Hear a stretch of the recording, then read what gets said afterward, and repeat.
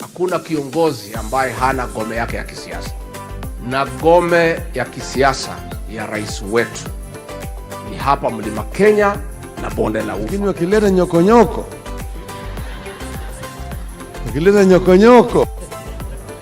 simuko tayari. Kwa mkutano nikiondoka, nikapata mtu anaitwa Moses Kuria amenipigia simu.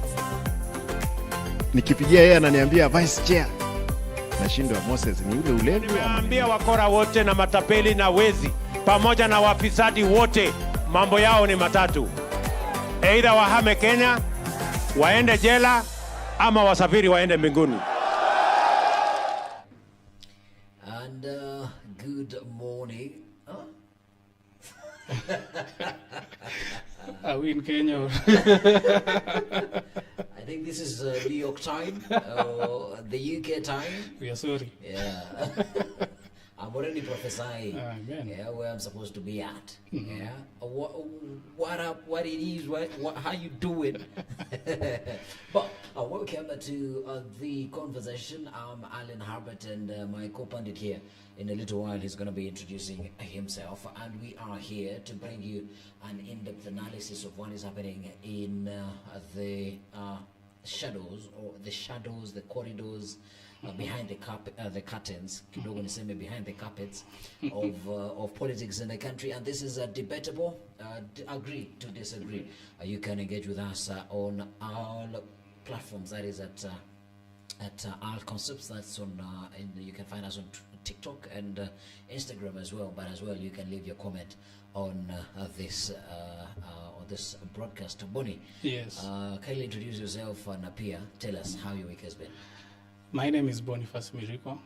I am an economist and also a chair of STBC, a grassroots organization that deals with politics and social development. My week has been fine. Yes. It has been also a very great week politically. We've seen meetings in Western Kenya. Yeah. We've also seen meetings in Central Kenya that we're going to discuss about. Yeah. Also, in our continent, we've seen new developments that France is leaving Niger at last, because I think that was something that they were bargaining. And also globally, we're going to discuss what we saw at the UNGA 78, where our president gave a keynote speech and also spoke something about Haiti, made some concessions and agreements and whatever's. We're going to discuss all of that today. Yeah. Interesting. But also something that we've forgotten to mention, that we have also seen people tone down on their tones. Now they are speaking with a lot of humility and calmness. In Swahili you would say, yani wanaongea na busara mingi. Sauti zimebadilika. Now they are in tone of msijali nini.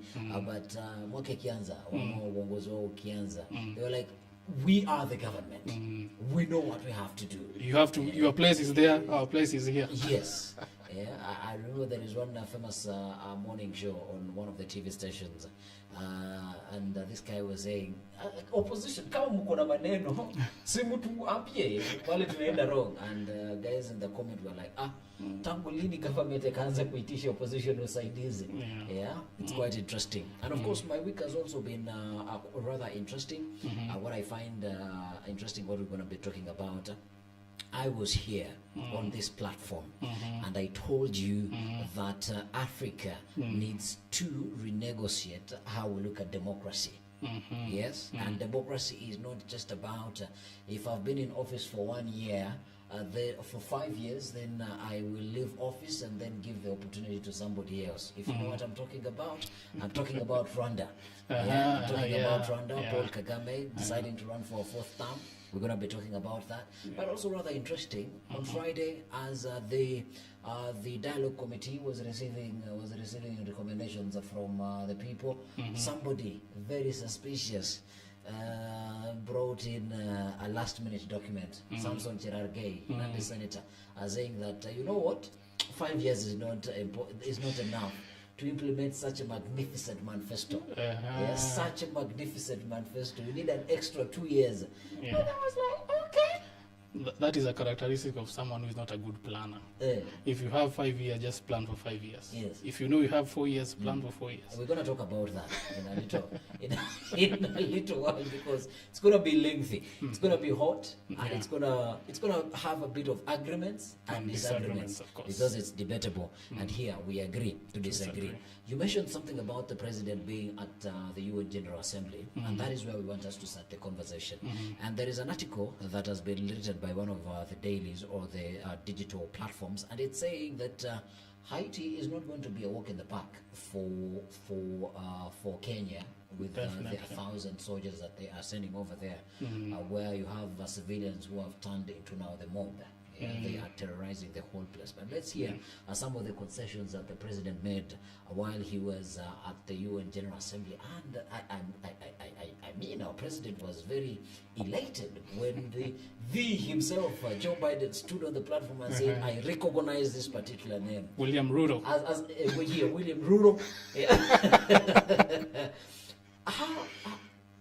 You're into politics, and these things mean a lot, to leaders. What do you think, even before the director plays the clip for the president while he was at the UNGA, what do you think was going through President Ruto's mind as Mr. Biden single-handedly called him out, the Kenyan government and President William Ruto? Yeah, it is some sense of pride that he will have, or he had at that time, because he's really been trying to work his way with the West. Yeah, work his way or find the attention? He's been trying to do both. Okay. So he tried to do both. Let me not put words in your mouth. Continue. Yeah, and to be recognized by the president of the United States, to him or to whatever he's trying to do is some achievement and recognition that you are doing something in the right path. But of course, we are a sovereign country, and we have our decisions on our own. We don't need to rely on someone else's congratulations or something to do whatever you want to do. So there's that part also. And because we are broadcasting this on the internet, there's some bloggers or TikTokers, I must say, who create content around Pan-Africanism, and everybody was like, in that time when Ruto was sort of new in the presidency, everybody was like, we are going to witness a Muammar Gaddafi moment yet again in Africa. Oh, Ruto this, Ruto that. But after that meeting in the United States, everybody started changing their mind. I don't know if it's time to change your mind, but here is the President, William Ruto, as he was at the UN General Assembly. We may all agree, without any fear of contradiction, that the world is headed in a most undesirable direction. It is moments like this that the affirmative spirit of multilateralism, international collective action, and global solidarity is most needed and should be attained. This is not the occasion for any member of the United Nations to escape when they should be rising to the challenge of the moment. Resorting to pursuit of narrow, insular, antisocial agendas within exclusive clubs constituted to maintain the status quo that undermines and cannibalizes the United Nations systems at the expense of progress in humanity's collective journey to the future of our aspirations is totally unacceptable. That's our president at the UN General Assembly. What do you make of that speech? Well, the president had a lot to say in terms of what he had to present, the way Africa or the global south is being taken by the global north, the ACS and all this. But I think one thing that the president has been consistent about was the international financial system, and the fact that they didn't manage to identify problems that led to the 2007-2008 crisis, and yet they are very, very harsh on Africa and the global south. So the president, I think since last year when he was elected, he has been really very vocal about what the international financial system is doing to the southern hemisphere, that we need more funds and we can be able to produce more if they have faith on us, in us. So I think on that part, he really did well. Also, he gave something to do with Haiti, that Kenya is going to take its troops to Haiti, but he said he needs the UN assistance so that it can be a global kind of intervention and not just a Kenyan intervention. And we saw immediately, even I think he had not even left the United States. He was given 14 billion from the United States for that mission. So I think for that part, we are going in the right direction, as per me. He is presenting... Very wise to say as per you. I think he's presenting issues at the right places and to the right audience, and he's saying that these things have been happening. And if you check, these things are real, because we are being given loans at a higher rate compared to nations in the global north. So those kinds of parameters were really important for the president to present in the UNGA. Disagree. You like disagree ni kuone. So I instead of disagreeing, I want to ask you a question. And this is in terms of how the monetary systems are laid, international monetary systems are laid out, and how resources or funds are being let me use the word, credited to African countries or loaned to African countries. From an economist point of view, what do you think pushes the international monetary funds and all these bodies that distribute global wealth? Why do you think they give Africans a raw deal? Because I think that's where we need to start identifying, and then once we sort of solve that, then we are able to sort of have a soft landing. You know, it's like basic loan companies and how they loan people. If you have a high risk, then you're going to be given loans at a higher rate, interest rate. But there's also something like blanketing the entire continent, because you find that a majority are at a higher risk. So if, for example, countries maybe in the Central Africa, Western Africa, Southern are at a higher risk, that doesn't mean that all countries are at the same level, you know. That just because the majority of African countries maybe are not stable, and also that links up with the way the country is being managed. Some countries, for example, are unstable, and that instability also affects their financial capacity. They are poor and they cannot manage these loans. The politicians are there, they want money so that they can be re-elected. They want to do projects, but there's no enough money, because the country cannot get enough revenue by itself to finance the projects. So they have to source from outside. And when they source from outside, it comes as a loan, and you know, it has to be paid back. But if your country is not promising, then the IMF, because this is a global fund, the IMF will have to give you at a higher interest rate so that it can pressure you to repay. But now the problem is that blanketing of countries in Africa, that all of you are at this rate, the same level, and you cannot pay. So if Rwanda, if Chad cannot pay, then Kenya cannot pay. So that is the problem. And I think, you might get my history right, or somebody who's watching can get the history right. I don't know if it's Uganda or which country. Back in the early 1990s, it gave a loan to some of the Western countries. I don't exactly remember what country it was. And when you look at the state at what African states are at that particular moment, you had a lot of surplus in terms of the amount of production that you're doing as a country, that you even have a lot that you can give away and the population was low to some extent. But you see, Bonnie, my argument, even as I agree with the arithmetic that the International Monetary Fund and all these loaning agencies are giving Africans a raw deal, and they are sort of doing a blanket sort of how is it called? There is this term that is given credit score, as they are giving us a blanket credit score. That is not right. But also, when you look at how our countries are set up, for instance, look at Kenya right now. We are not talking about it, but there are so many investors that are leaving the country because of the systems that have been put in place on how taxes are being collected.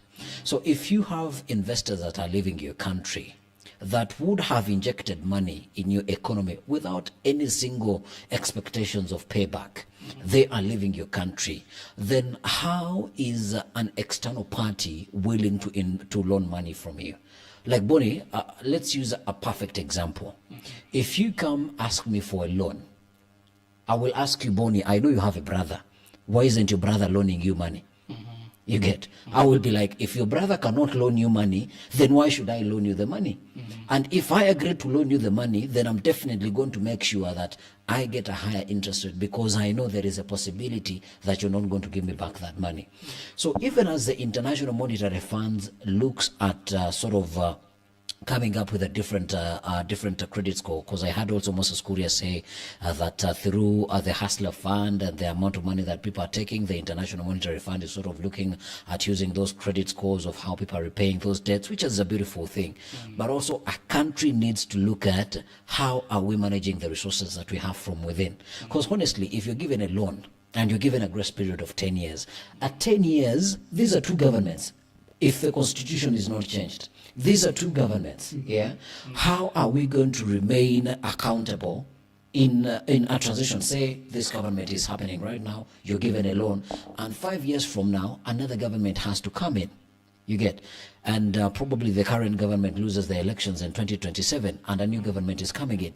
The new government is not going to want to continue with the projects that the previous government has been going on. We have seen with the current government. So the conversation that we're supposed to be having is not necessarily at the International Monetary Fund level, but it is on a country level, and saying, okay, how are we making ourselves ideal for money to circulate within our economy? Because if there is proper money that is circulating into your country, you can raise more money in terms of taxes. Currently, Kenyans are being taxed, but they're not producing. You get? So where are you even getting? So even when you bring in the loans that are supposed to sort of supplement the growth of your country, and I'm not producing goods and services. Even if you build a road that is going to come to my land so that I can farm, I have been overtaxed, because after I produce my farm produce, when I go to sell it to a cooperative, I'm going to be taxed. When I get in a fertilizer, I'm going to be taxed. So it does not really add up. And my argument is, and I was meeting a friend yesterday, and I was telling him, Africa sort of needs to go on a lockdown.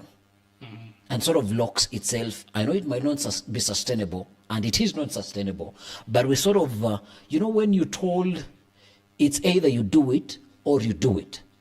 Yeah? When we think that always we have solutions out there, when I visited the United States, I learned something very important. And I think I told some of the friends that I met out there, I told them, I have realized why the United States and the Western world continue to develop and Africa would not develop. This is what I sort of deduced. I said, people in America, while they are there, they're like, if I am not able to make it here, I am not going to make it anywhere else. So they're not going to leave their country.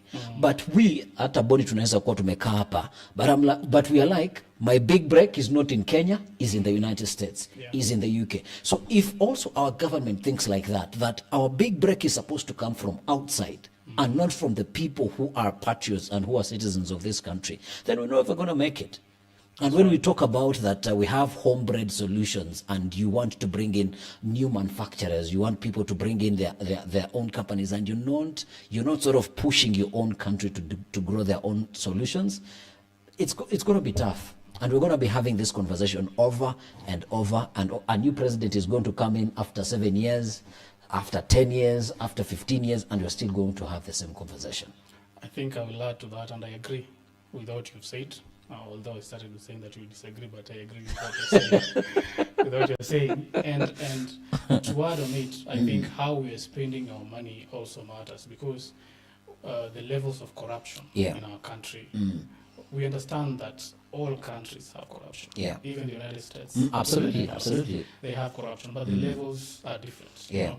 The levels of corruption in our country are high. That one you have to admit. Yeah. And if you are losing money through corruption, to go to channel other things, to be offshored into different countries, then that also reduces the kind of faith that these international organizations will have to invest in us. That means that we have leakage of money that should be used to invest in our people, and that will now increase, as you said, the strength of the country and the ability for people to pay taxes, so that we can generate more income and can be paid to these organizations. So I agree with you on that, and I'll just add on that corruption bit.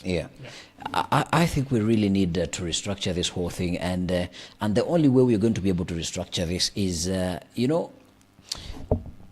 I will continue saying this, and everybody that I meet, that we have made to believe that we do not have an option and we do not have a choice. The moment we are made to believe those two things, you're never going to look anywhere. So probably our leaders also believe that Kenya, we do not have an option. The only option we have. So what Samson Cherargei said, or what Samson Cherargei is suggesting, that these 5 years, they are not enough for a president to implement his manifesto and build a robust government that can deliver its promises to the people. But before you come in, lest this government forget that the man they want to emulate, Mwai Kibaki, did this thing and turned it around in 5 years. Why they need the two, probably Bonnie can tell us. I'll just ask this simple question. Was Samson Cherargei born yesterday? Have arranged their manifestos, their plans to fit 5 years. When you start that conversation of saying that we need to extend the term limit, you might be saying that just because you want to be in the limelight, to be in the populace. And what you're doing is you're actually destroying the fabric of this nation. When you're saying that you want to increase the term limit, you're simply saying that you want to suppress democracy. Because here we believe that the Constitution is the sole, has the sole sovereign power in this country. Although we can change the Constitution, we really need to, first of all, look keenly into it and look why we have the 5-year term limit and why we came up with it. You know? If you start increasing the term limit of presidents, that means that you're going to have the same person longer in power. And by the way, if today we hold a referendum and we increase the term limit, that means that the president will start a new mandate, a fresh mandate. It will start from 0 to another 7 years. So it really... So having a presidency of His Excellency William Ruto for a cool 8 years. 8 years, So it really is something that we really need to look into, because I've not seen the need for us to increase the presidential term limit. You can do perfectly well whatever you want to do in 5 years. You can even do in less. It is you because you wanted this mandate knowingly that you're going to do 5 years. What has changed in between so that you want 7 years?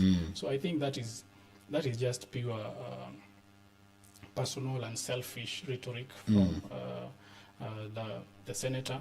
I think there are better things to discuss in this country. People have real issues. Farmers and teachers and doctors have real issues, so that can be legislated in Parliament, and that one really is a non-issue right now in this country. It is a non-issue, but this is not the first time that this is sort of coming up. I remember there is another member of Parliament who sort of brought up the same conversation. I think it was around immediately after the election. And a sort of a conversation to extend the presidential term came up. And then I remember I told somebody, this is just testing the waters. This is just going to come up again one time. But you remember it was even before this regime. With President Uhuru, when someone, is it Atwoli? That was saying you are too young to leave. To leave office. Just stay there and have a prime minister that is going to be changing. these are rhetorics that we need to really consider and look where other countries are and where it took them. And actually, that even before my thought trail was sort of disrupted, this is something that I asked somebody, the gentleman that we met yesterday. I'm going to be referring to him so many times because we are sort of having a similar conversation. And I was telling him, is it the government or isn't anybody, let me not use the government because the government is a huge collective, isn't Samson Cherargei learning and seeing what is happening across other African countries? Because exactly these are the places, or these are some of the things that pushed people to say, by the way, no, we cannot continue with such a manner. But I would think there is something that you've talked about, sort of seeking fame and being trading and all of that. I think there is I don't know if I will get the proper name for the style, but when you see a community or when you see a nation that is so fixated on a particular topic, throw something into the spanner so that they can sort of switch their attention to something totally different. And politicians, they are just like news editors. They are there to sort of set the trend of what you are talking about in the country. And I think the Kenya Kwanza sort of party or government, they sort of felt the heat of the kind of conversation that was happening in the country about the cost of living, and they were like, okay, what can we bring up our sleeves so that we divide this attention? Because once that call for Samson Cherargei came out, for some reason, mysteriously, everybody stopped talking about the cost of living. So, yes, it might be a political gimmick that they are using to sort of divide people's attention so that attentions do not rise high. But also, it is a very dangerous rhetoric, as you've said, because, you see, one thing that I'm coming to realize, or that I'm coming to learn, things that we say, sometimes when we say things, they go out in the universe. Yes. And eventually they come to suffice. They come into reality one day or the other. And as we are terming it as a rhetoric, right now, I guarantee you, one of these coming days or one of these coming years, we are going to be having a serious conversation about this. And it might be heading into the direction that we are all afraid about. But a question that I would throw in as a banter. I thought they said they are sure of the election in 2027. Why do they have to? Politics is really, really murky. Yeah. And they are trying maybe to see if they can have perhaps a longer mandate to do whatever they want to do, but really that is not the way that we're supposed to go, and they're not going to get support. They're not going to get support in a country where you won by a mere 52-53%. Already half of the people that supported you are not going to take that. And of course the opposition is not going to take it. So you don't really have support unless you try to strong arm your agenda. It is not going to gain support in this country at this time. Interesting. And surprisingly, the former the eluded fifth, can I use the term? He has been quiet about two things. One, the utterances by Samson Cherargei. Two, the cost of living. This is a time that you would see him with his Azimio compatriots mention or give out statements or media statements about the cost of living. Why is he mysteriously quiet? The question is in the answer. The answer is in the question. These talks, as they began, we noticed a change, and it has been gradual. Day by day, tongues have been cooling, and they've been speaking almost in a similar tone. And because now we understood what the previous regime did, and when they did the handshake, we saw almost a collapse of the opposition, and we had a unitary government, and because these are not that different, whatever they are having, they're talking is not that different from whatever I think they had when they shook hands at Harambee. these are the signs that the talks are going as per the expected, and it should worry us. Yeah. It should worry us because we need a government that cares for us. We need an opposition that cares for us. So when these two try to collude, Yeah. and speak Purport to work together. it is very dangerous for us. Yeah. Because when the prices of whatever Commodities. go up, Yeah. there'll be no one to support or to push that motion in parliament, or to maybe tell people to go out in the streets. And that means that Kenyans now have to take it upon themselves.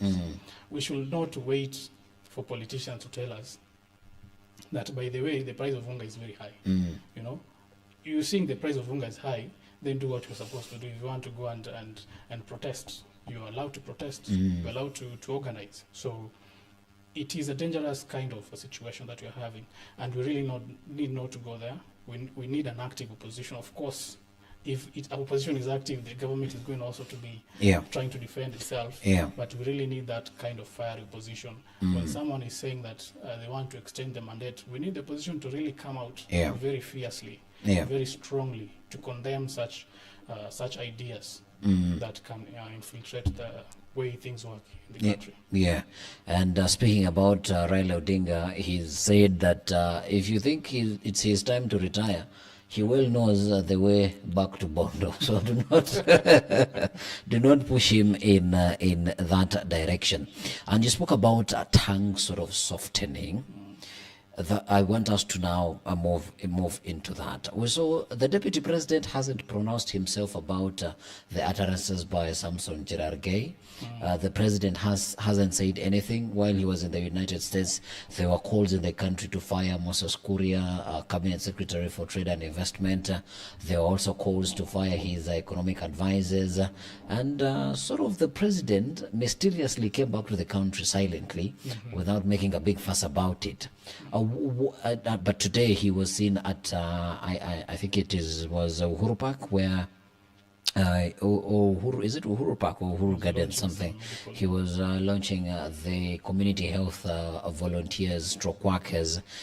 What do you think is going to be his first business when he gets the opportunity to mention himself on what is happening in the country politically, as also we sort of transcend into that soft tone of Rigathi Gachagua, who is known to be a tough speaker, truthful man of God?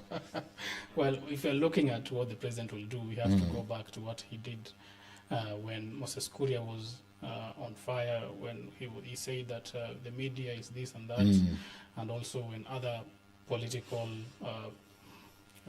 bigwigs in the ruling party were saying. When the president was confronted, I believe it was in the Safari rally.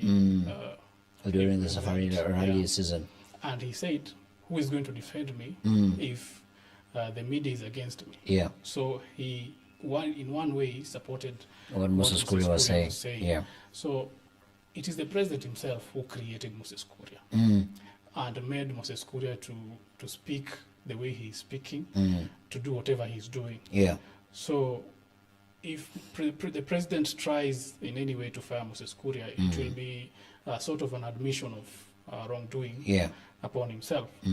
So what he can do is to call Moses Kuria perhaps and tell him to tone down a bit, or maybe go to an event and just say it in a very, very good way that, we are politicians, we need to speak well and etc. But I don't think he's going to fire Moses Kuria. Yeah. Interesting there. But the DP also, apparently there was a meeting that was had to sort of tame to some extent the wings, the so-called wings of Moses Kuria. But there is something that you mentioned there that the president made Moses Kuria, and as I disagree on the aspect of the president not wanting to fire Moses Kuria because it's sort of his protege. I think why the president wouldn't want to fire Moses Kuria right now is, we must be honest, things aren't that rosy And every region that sort of backed the president, and we saw that when Rigathi Gachagua was in central Kenya, I think in Nyeri, he was saying, give the president time, do this, do this, do this, be lenient, do this.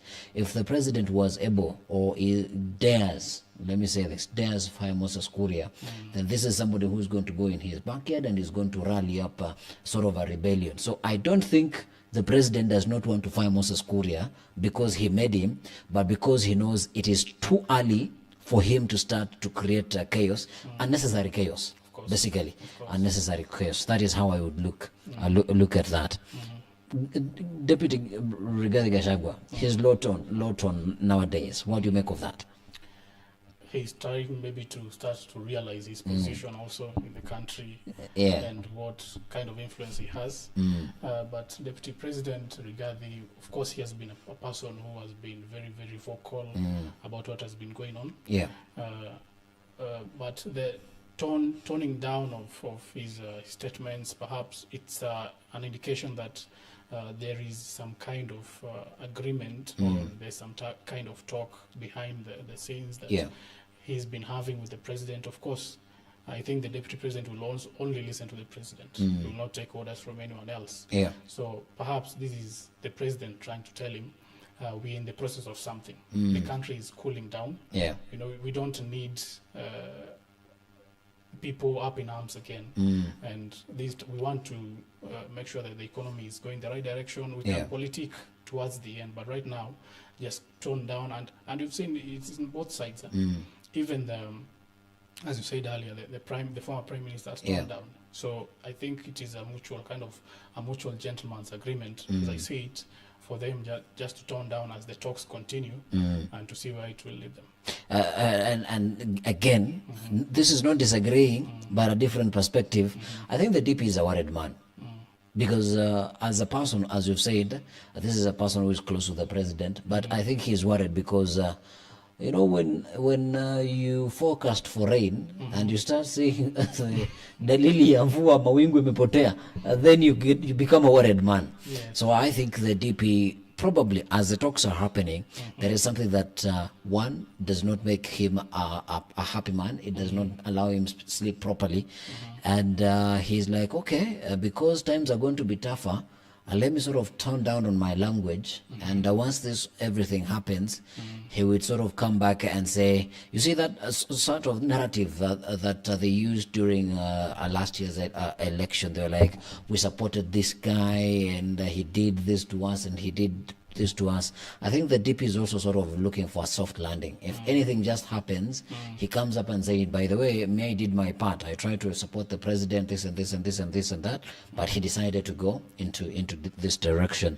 And he's consistently or persistently said that, no, there isn't any leakages or cracks. He called them cosmetic. They're only cosmetic cracks. There isn't a big problem with the leadership in the mountain. I guess time shall exonerate us, and I will be able to time is a good teller. Yeah, perhaps to add on that, the deputy president really does not have. He might be worried, but doesn't have so much to worry, according to what I see. Because, as you said earlier, your argument with the way the president will treat Moses Kuria, he doesn't need an enemy like Moses Kuria. Absolutely. The president also doesn't need an enemy like Rigathi Gachagua at this time, because he knows who voted for him. At the end of the day, they have to count the votes. And Rigathi is a very, very strategic person at the central region, Mount Kenya region, to garner votes for the president with his team. So he knows very well that chances are very high that he's going to be running again as deputy president from 2027 with the president. So past 2027, I think we're going to see a very, very different Rigathi Gachagua than the one that we're seeing right now. Okay, I don't know why we still think that they're going to run together in 2027, but we still have around 2-3 years to see that, and time shall tell. But there is an apparent sort of leakage in Western Kenya politics, and we're talking about the Mulembe Nation. And this is a push by Secretary General Cleophas Malala to have different parties fold so that they can create a super party for what is called the United Democratic Alliance. I don't know, before we hear the sound bites, or we listen to the sound bites, why do you think it is important for Cleophas Malala, or let me say the president, because he answers to Cleophas Malala answers to the president? Why do you think it is important to break these political parties at this moment? Alan, you know, the president is a person who likes kupanga. Huwa anasema hapangwi lakini he likes to really arrange his house and so that he can foster a win. If you look at the 2013 elections, they collapsed the parties, TNA, Jubilee, and PNU. URPS. Form Jubilee. And that has been like the way the president wants to operate. He needs to be in control, to be in total control of what is happening with these people, wherever they are in this country and whoever they are. So the president has this kind of ideology that we need just like two major parties, and that's it. So that he can have total control on, I'm not saying dictatorial control, but that's what you call total. He needs to manage and to have loyalty amongst the people that he leads. And when you have parties that are not wearing your uniform, they're not in your frame, then you have kind of a challenge, because they're going to field their people in places that you want to field. They're going to compete against your party, and it's going to be a very, very difficult task to bring these people together, talk to them. So he doesn't want that kind of scenario. And this is something that he has been very consistent with, that you know what, we can do this with one party.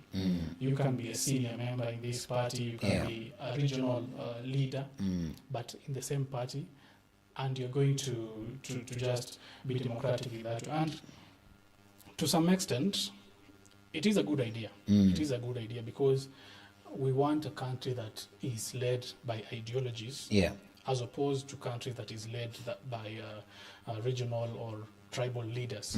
Just because you come from this part of the country, you have your own party that is led by your tribe's person. We really need to get out of that. If you want a country that will be fair, if you want to fight all these vices that we have in this country, like corruption and nepotism, we need that national outfit. And that is what the president is trying to have. And I think we have been simulating that kind of a scenario since the 2002 elections, when we came up with NAC as a coalition. Then we came up with Jubilee as Azimio, NASA. We are trying to do that, but we are just we are afraid. We don't know about what will come out of these, and you know, change is not easy. People are very scared of change. But I think it is a good idea. If we pass that hurdle, Kenya will be a different country. That is my take on it. That is your take, and I'm going to totally disagree with it.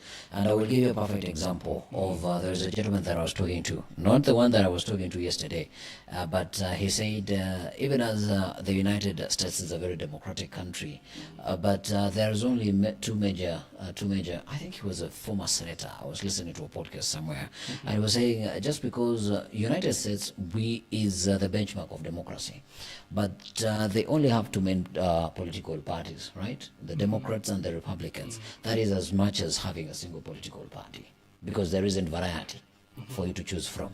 So why I look at what the president is planning to do, or why I would prefer coalitions, because when you look at the likes of Germany, when you look at what Netanyahu did in Israel, yes, you win with your party, but because you are not able to create government, then you are able to solicit support from other parties that would sort of align to your ideologies, and then form a political party that then can go ahead and form government. I think that is a very ideal ideal way to look at it.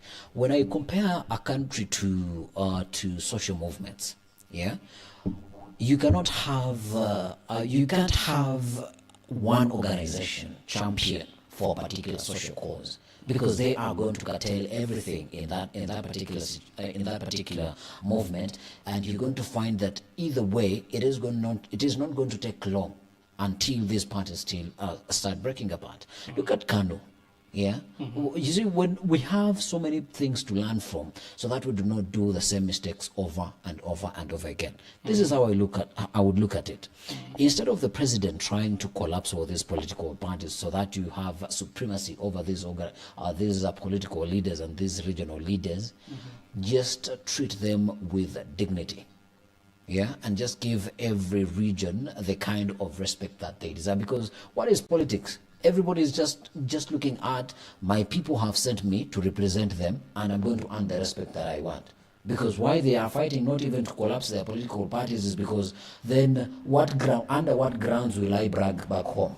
Under what grounds will I say that this is what I'm going to do to serve my people at the national level? So when we have as many political parties as possible, when we look at multi-partyism and all of that, it allows people to have different ideologies. But then when we come to the part of forming government, let me, the person who has won the presidency, or me who thinks I have the capability to sort of take the country to the next level, come and convince these other smaller parties and tell them, hey, this is the direction that we want to go into.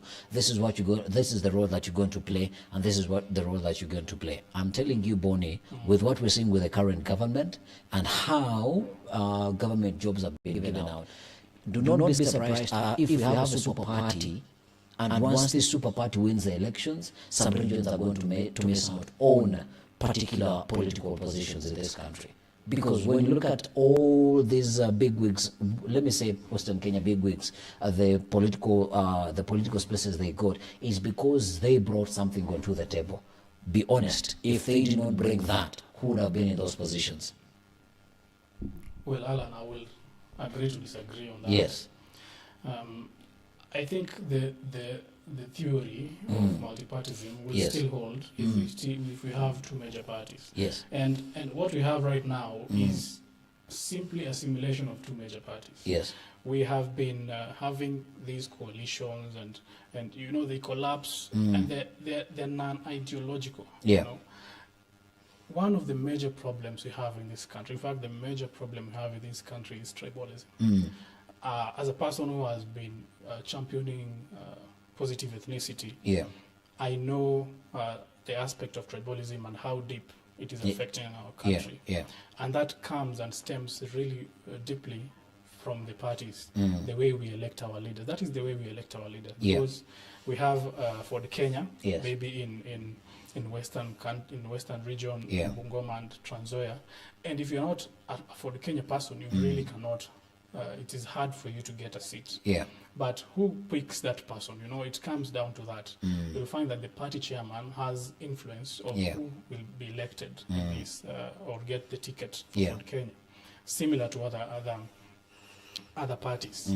So, as I said, if we can be able to channel down and just remove this aspect of tribalism at that level, let us have a national party, have a national outfit.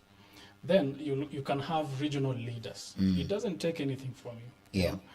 That regional leader will still have influence in their region, and they can influence their people to vote in a certain way, or to bargain in a particular way, because of the number of votes that they'll have brought to vote for the president. So I don't think in any way that democracy will be at risk if we have two major parties, because in one way or another, we know who the chairman of Kenya Kwanza is right now. We know who calls the shots. We know who calls the shot in Azimio, despite the number of parties that are in Azimio.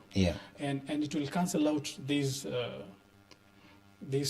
kind of drama that we have after people are elected. Then you know, you have a coalition, you want to move, and it will cancel out a lot of things, and we'll just have a very straightforward kind of a movement and ideological.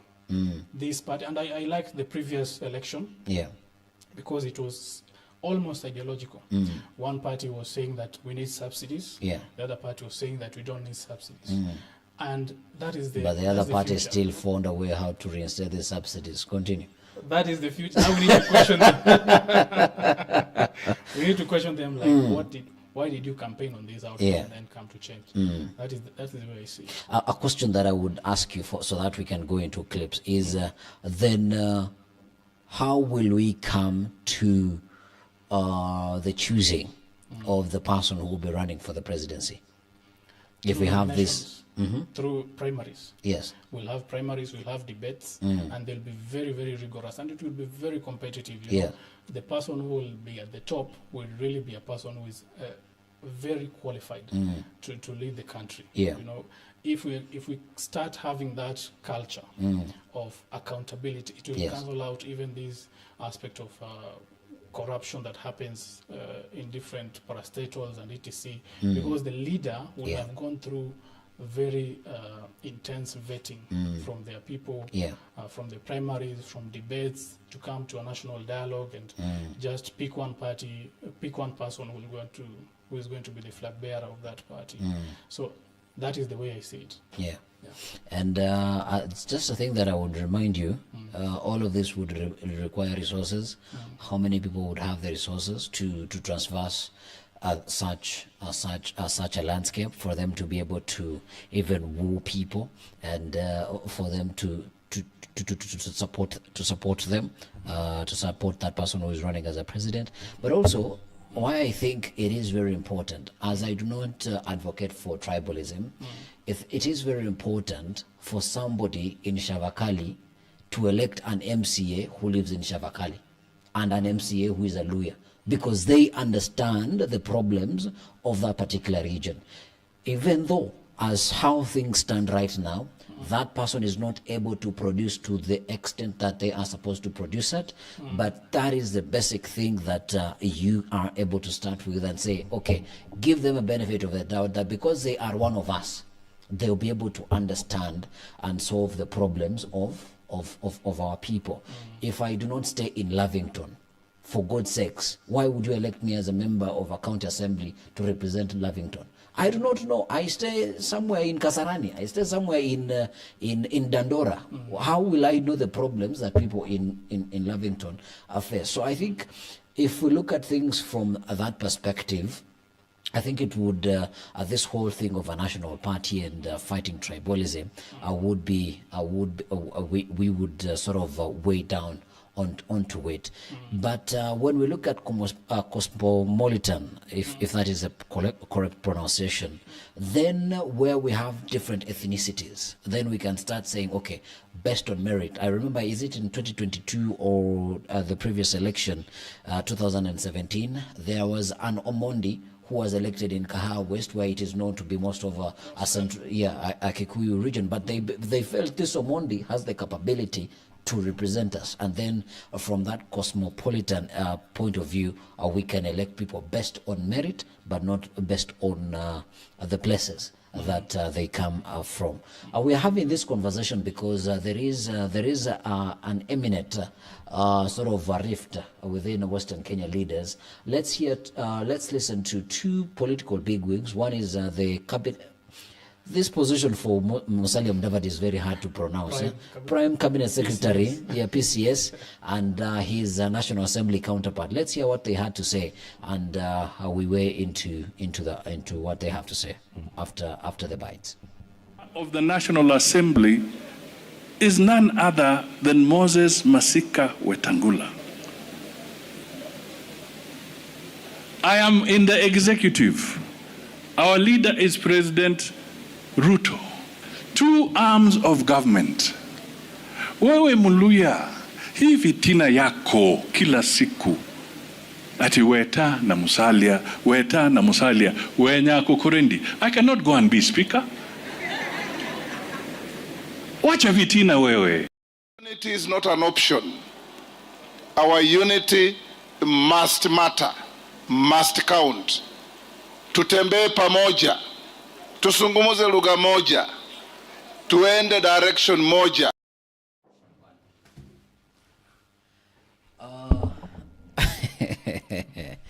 What do you make of what Moses Wetangula and Madividi, let me use that name, are saying? Luhya unity has been quite elusive for a very long time. Yeah. And we know that as a person who comes from that region, yeah, we know that we have very different voting patterns that have come about from a quite a long time. Yeah. And we have had influence from other people from other tribes regions, and to come and influence the people to vote in a particular direction. What they're trying to do is they're trying to own up and increase their basket towards 2027. As you know, they had a target. I don't know if they reached the target. I don't think so. But either way, the master was a lenient master. So I think they now are under pressure to make sure that they deliver. Yeah. And Luhya unity is not easy because, and I usually say that Luhyas are the people who, or the Western region, is perhaps the most democratic area that you'll find. There's a time. Yes. Is that debatable? No, it's not debatable. It's just funny, but it's not debatable. Yeah, there's a time that my MCA was from Ford Kenya. My MP was from ODM. Yes. My governor was from Jubilee. Yeah. Like the entire outfit, the nation was seen in our region. Yeah. And I really loved that. You know, there's no problem with that. Yeah. Because the person you're electing is, as long as he is competent, as long as he's qualified, then that is the right person to elect. But of course, they are politicians. Yeah. They have to have their influence. They have to have to secure their regions. Yeah. And this is what they're trying to do. But it's not going to be easy because I think Wetangula has a lot of influence in Bungoma and Soya, and you have now Madividi trying to woo people from Kakamega, and Vihiga and Busia, and you know there's also a lot of influence also from ODM, that region. So what they're trying to do is just trying to come up with a solution of how they're going to increase the numbers towards 2027. Towards 2027. I'm not going to wade so much into it, but let's hear what Cleophas Malala had to counter the two political, could we call them the kingpins of Western Kenya? Perhaps arguable. Okay, you're going to be telling us who you think is the political bigwig of the Western region. Here is Cleophas Malala speaking in a similar ceremony as the two elusive leaders of Western Kenya. Not just the cost of fuel, but the high cost of living cannot be solved through opportunism. And I have seen our colleagues in Azimio trying to be opportunists to ride on the cost of fuel. That is not a Kenyan issue. That is a global issue. We are tired with these unity rhetorics. Hamwezi kuwa mnaongea mambo ya unity before elections. Mnapigiwa kura, mnamaliza, mnaongea unity. Tena kura inakuja, mnaongea unity. Saa hii watu hawakuli unity. Tunataka vijana wetu wa mkoa Magharibi waingie kwa jeshi, waingie kwa polisi, wamama wapewe mikopo, barabara zetu ziundwe. That is the discussion we want to put across. Kwamba mchana mnasema mnaunga mkono Rais William Ruto na mkirudi nyumbani mnapiga chama chake vita. That is hypocrisy. Kama mnaunga Mheshimiwa Rais mkono kwa maendeleo yake, muunge pia yeye kwa chama chake ambacho ameunda. Tuwekea rais Mkikuyu pengine hatutaki, kwa sababu tumechoka na hiyo kasuba ya kufikiria ya kwamba lazima mtu atoke kwa jamii yako ndio aweze kupata maendeleo. Na ndio tunasema vile Musalia na Weta walifanya kuwatoa huko nje kuwaleta mpaka kwa serikali. Kuna kitu gavana Lusaka anasemanga kwamba ile inzi kona akili ni ile inakufa kwenye glasi ya maziwa, sio ile inakufa kwa choo. That is Moses Kuria sort of reminding people of or reminding our Western Kenya leaders how they got into government, and it is better to die as a fly. It is better to die on a glass of milk than in the toilet. But before we went into the vitendawili, quote unquote vitendawili of Moses Kuria, Malala there vehemently calling out that there was the two big wigs that this rhetoric of unity after you've won you've gotten positions, now you do not want to support the president. What do you mean? What is Cleophas Malala? Is he trying to drum up support for himself also to find some soft landing in 2027? You know, I rarely support Malala in whatever he's doing. Yes. Saying, but on this one I support him because it has been in opposition for a very long time. So there is a need for them they have a lot of work to do in that region for them to deliver. I will ask a question that the rebel MPs of ODM were asked. What is refusing these big wigs to deliver? I want to drum home. Even as we're talking about unity, even as we're talking about unity, we are in government currently. We are going to deliver as per our mandate. All right? I don't know. You know, they're trying to play the politics that has been played for decades and decades in that region. Because since the era of Kijana Wamalwa, that region, whatever leaders go and say is unity, this and that. Even we have songs as old as 2 decades old, just singing about unity. You know? We need to try and evolve in some way to start talking about. So the evolving, you want them to give away all their power to a supreme master. They can be also supreme masters. Exactly, but with the likelihood of the direction that they are being pushed in. You see, when I am independent, when I'm coming to the table, the gambling table. Sorry, I'm using an example of gambling. I am coming with chips to bargain. But once I sort of feel collapsed into this super party, my power to negotiate isn't as much and isn't as at an upper hand as when I have my own political party. It will take me back to what I said before we sort of came into this conversation. Let everybody keep their political party. You alluded to Azimio, but you saw the other day Martha Karua and who is it? Jeremiah Kioni, sort of showing clear indications of them sort of trying to also create their own other political affiliation that is sort of going away from Azimio la Umoja.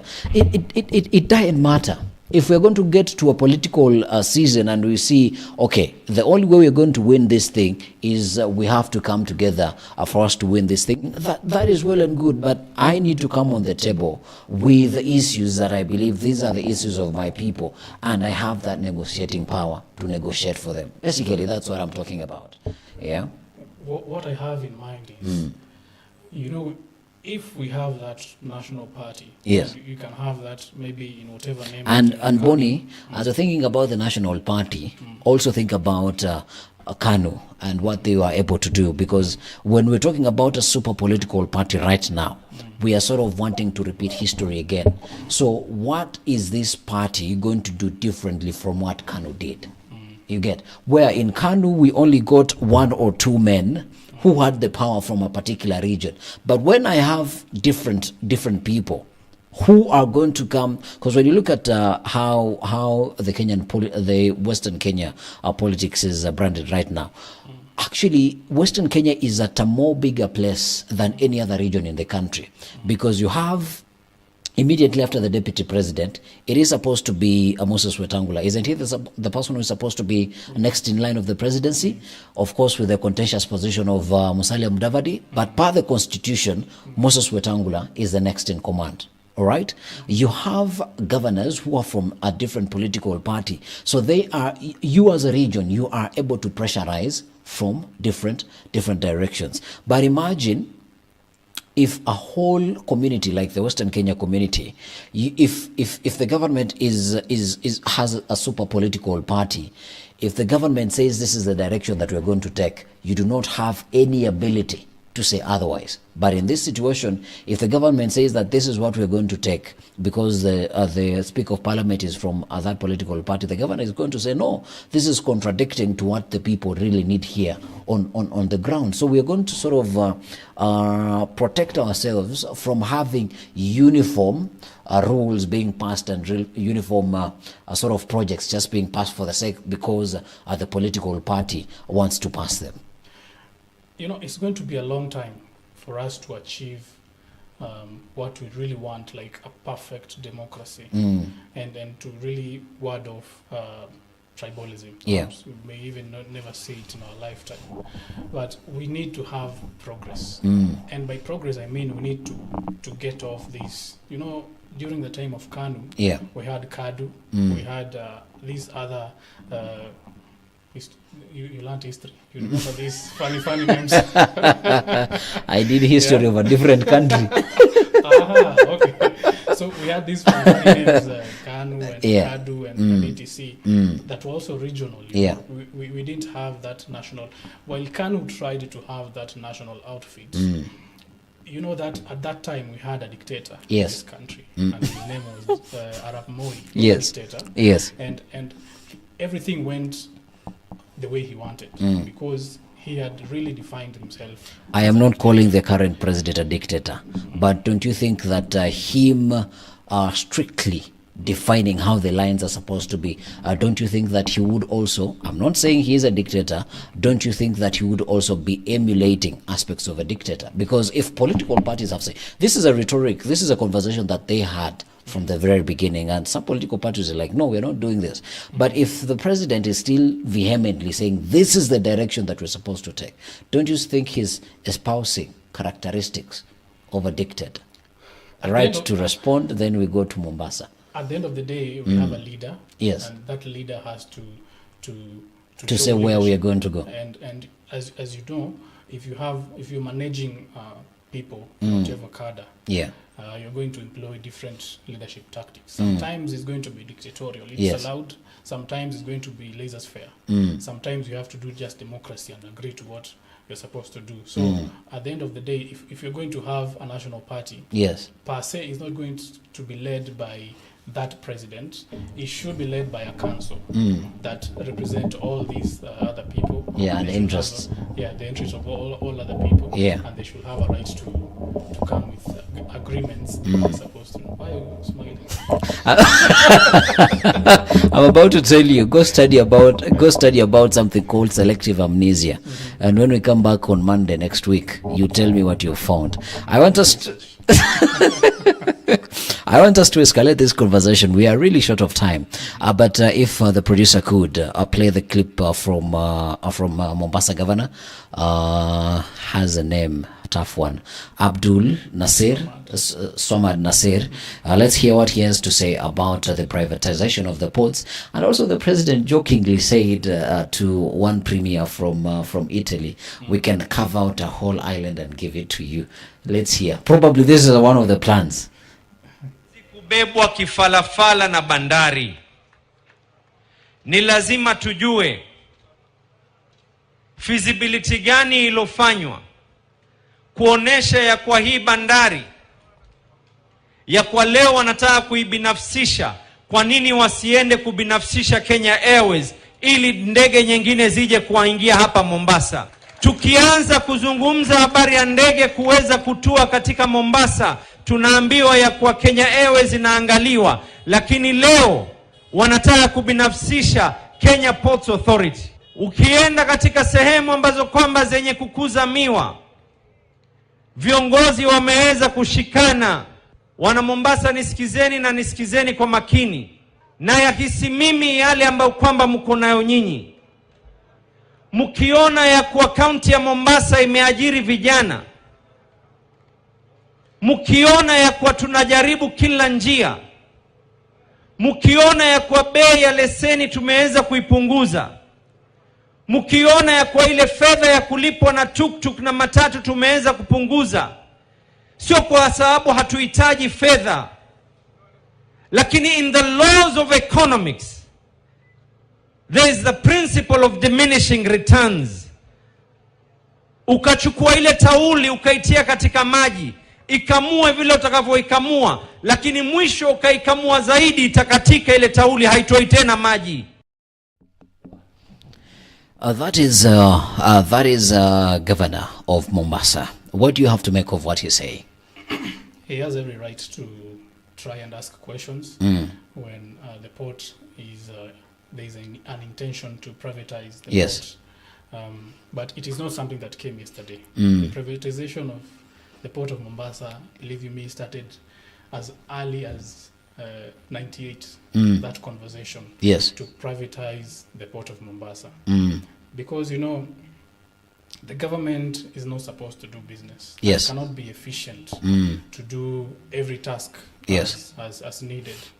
So privatization is not a bad thing per se. If we do it right, and if we need to remove these delays that can take place at the port, the kind of inconveniences that take place at the port, then we need to go that way to privatize. Also, if we need to increase revenue, that is by cutting government cost, government expenditure, then we need to go that way. And as we are right now, there is a need for the government to have a lot of money to do other things that they're supposed to do.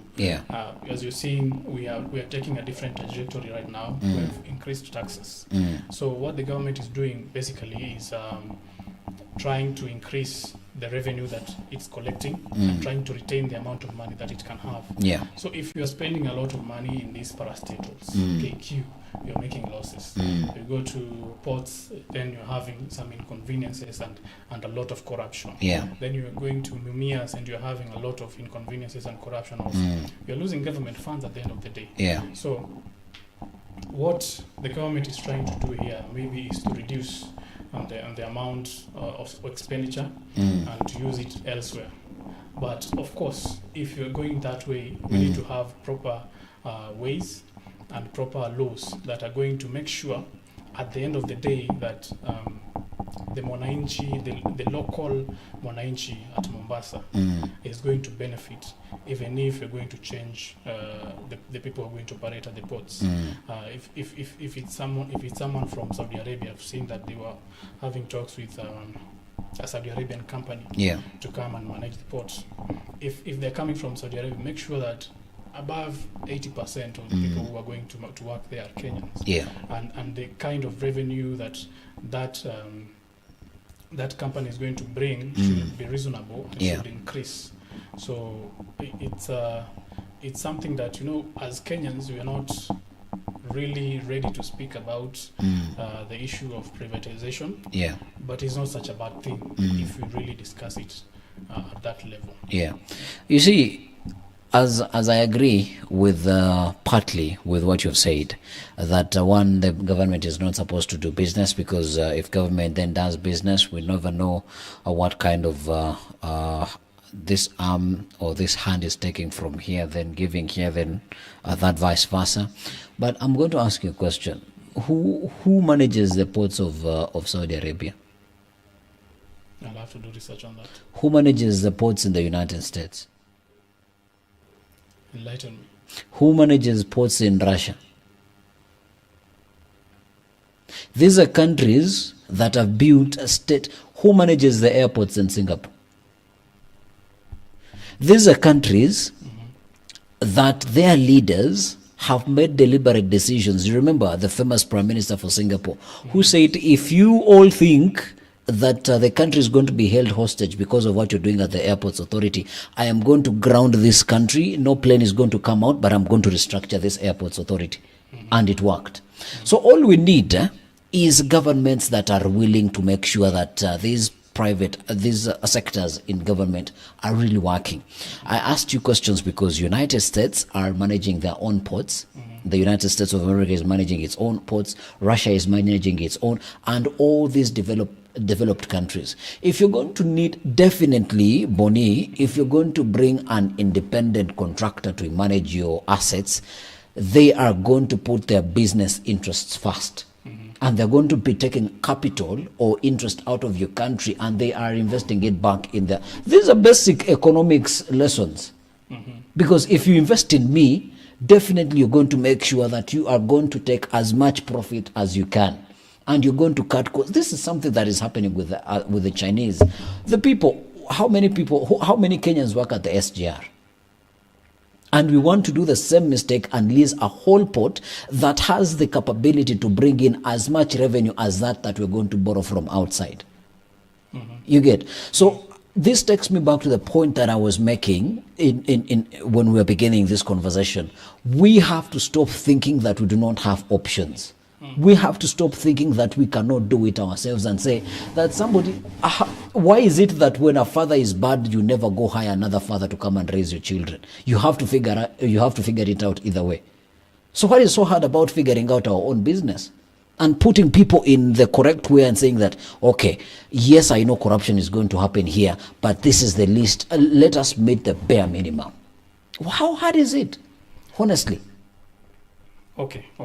I hear your argument. How hard is it, Boni? You have a valid point, but I'm going to counter, because when you're saying that you're going to privatize this port, it doesn't mean that the company is going to take 100%, full 100%. Let me surprise you with the takeover of the ports. Initially, the bidding amount, the valuation for a company that was supposed to bid for the port was supposed to be worth $1 billion. That has been reduced to $300 million. Any rich billionaire in Kenya can raise $300 billion. So how sure are we that this company that is coming in from Saudi Arabia, I think it was even Taiwan or something, there is another country that was being considered with their business to come in. How sure are we that is not a proxy of a Kenyan businessman? We have, first of all, to understand how these ports work, and factoring in what you have right now, the situation that we have right now at our ports, both Mombasa and Lamu, we don't have business. We don't have business because. But we don't. Bonnie. This is going to become more heated. How can we say that we do not have business at our ports? The imports of Uganda pass through Kenya, pass through Mombasa and Lamu. Wait a minute.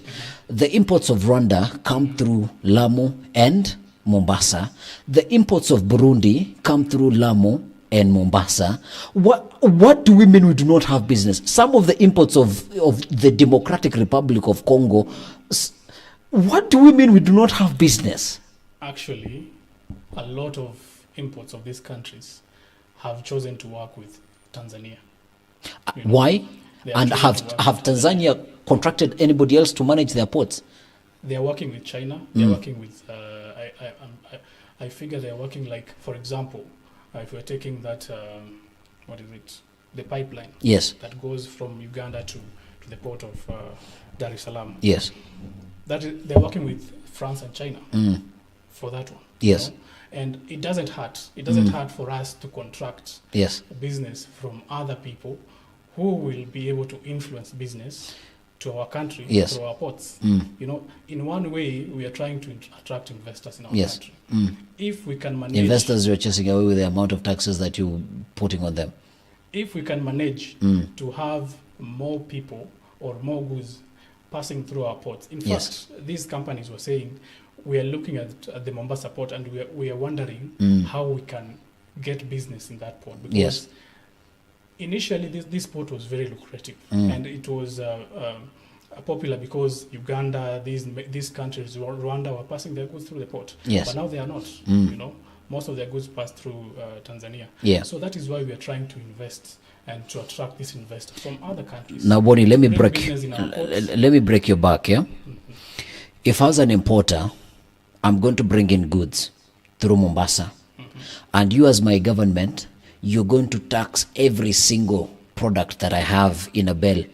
What is going to refuse me to clear through Tanzania, take it through Uganda, and then bring it back through Busia into the country? What is going to refuse me to do that?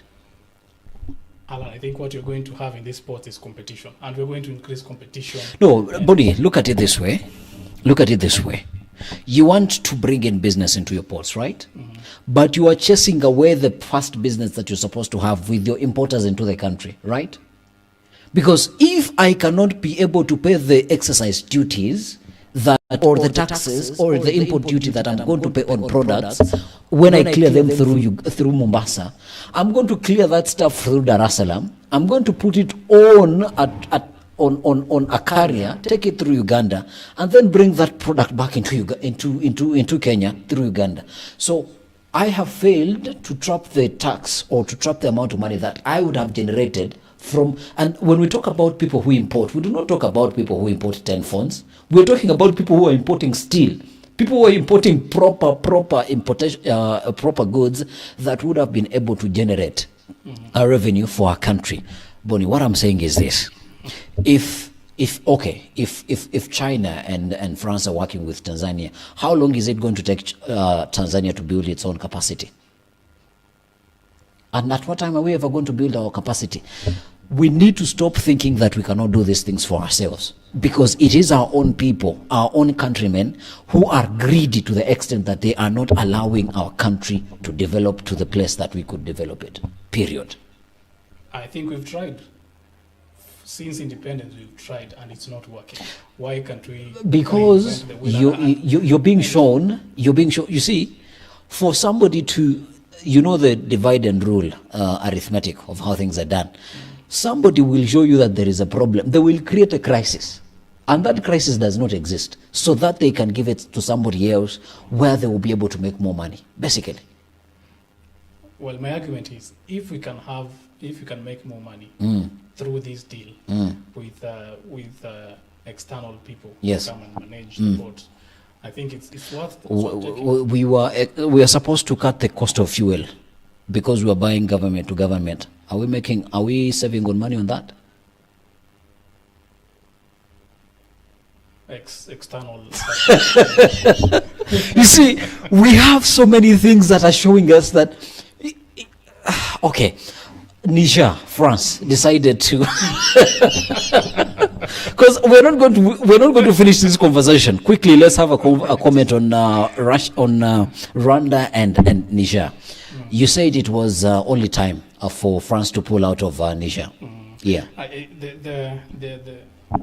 The public had already made a decision that they don't need France in their country. Yeah. And when the public has made a decision, you have to follow. You cannot force yourself into other people's country. Yeah. But what you're going to see in the coming days is we are concerned about the influence that France has in the Sahel region and in Africa. It is threatened. But we're also keen to look at the US troops. Yes. 1,100 of them that are still in Niger. Yeah. But Niger has no problem apparently with the US forces in their country, but they only have a problem with France. With France. And I think they have around 1,400. 1,400, 1,700 or something. And they are going to leave by the end of this year. It is very interesting because if you don't want the West, why are you keeping the United States there? Yeah. That is something that we're going to discuss coming forward. And also, we are looking at the different strategies that France use and the US use in counterterrorism. And it is coming out clear that the US is better in working these than France. Yeah. France uses direct military intervention, while the US uses indirect. They come, they train you, then you go and fight those jihadists. So it is turning out that is perhaps what is working, although they failed in Afghanistan also.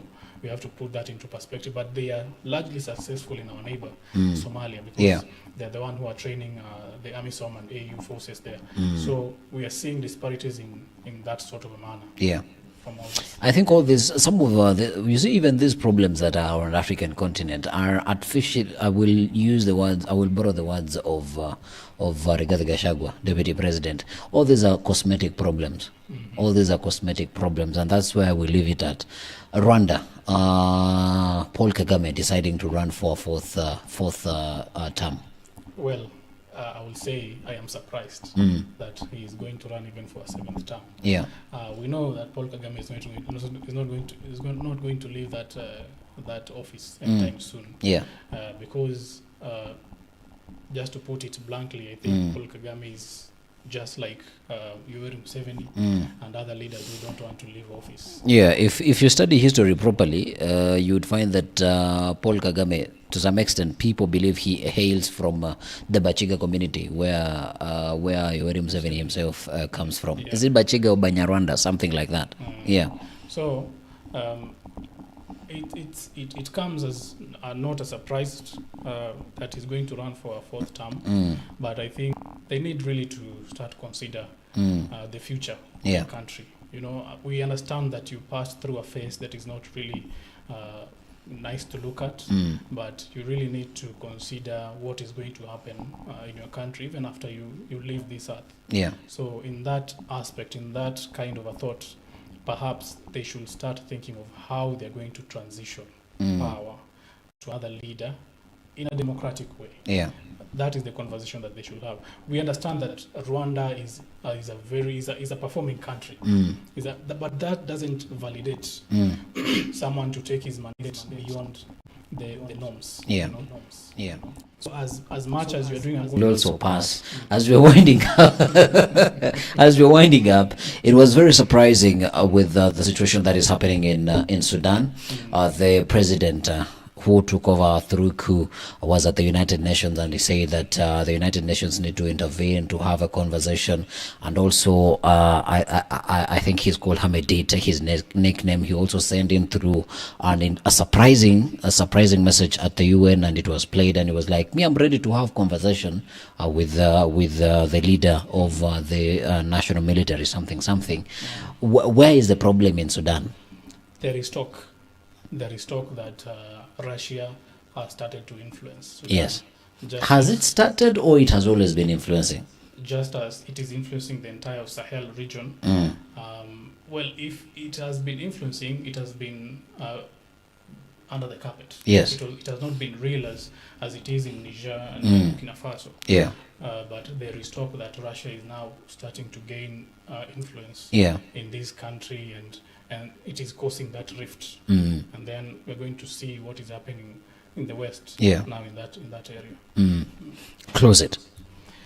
To close it, I think my personal best is always democracy. Yes.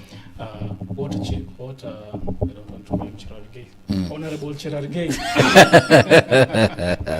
is trying to do is really a bad conversation. We really need to go there. Yeah. As we said earlier, we know countries that have gone that path. It is not very, very developmental. It is not a good way to go.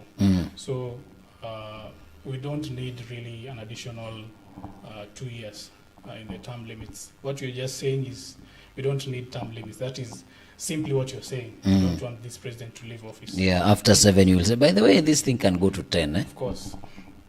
And you know, however much you love someone, just as I've said in Rwanda, however much you love someone, because he may be your friend, he may be coming from your background or ethnic community, we are over 50 million of us in this country. Yeah.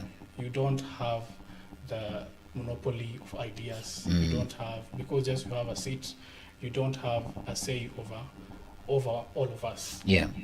You might have something because you are at that position, but we also have a say, and the general atmosphere of this country is saying that we